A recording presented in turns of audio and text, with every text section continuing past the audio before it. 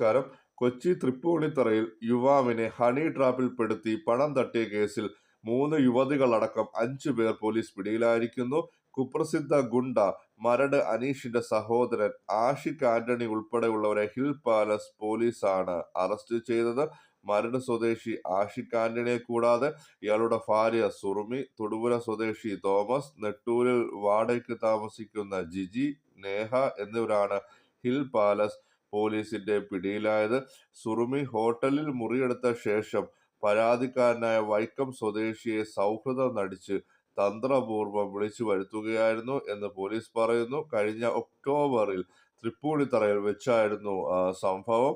യുവാവ് എത്തിയതിന് പിന്നാലെ സുറുമി വാതിലടച്ചു. മുൻകൂട്ടി തീരുമാനിച്ചത് പ്രകാരം പുറത്തുണ്ടായിരുന്ന ആഷിഖും തോമസും കതക് തള്ളി തുറന്ന് അകത്ത് കടന്ന് തുടർന്ന് യുവാവിനെ ചോദ്യം ചെയ്യുകയും ബാത്റൂമിൽ എത്തിച്ച് ഇവരുടെ ദൃശ്യങ്ങൾ ചിത്രീകരിക്കുകയും ആയിരുന്നു. ശേഷം യുവാവിനെ ഭീഷണിപ്പെടുത്തി പണം തട്ടി പലപ്പോഴായി 15,000 രൂപയും മൊബൈലും ബൈക്കും ഒക്കെ പ്രതികൾ കൈക്കലാക്കി.